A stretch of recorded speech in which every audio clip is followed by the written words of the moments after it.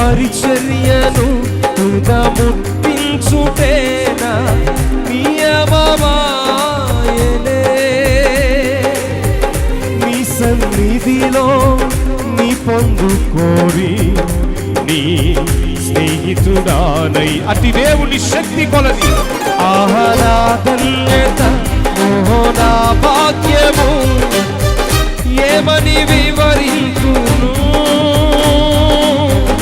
ఏమని వివరించును ఆహ్లాదన్యత మోహనా భాగ్యము ఏమని వివరించును ఏమని వివరించును నీ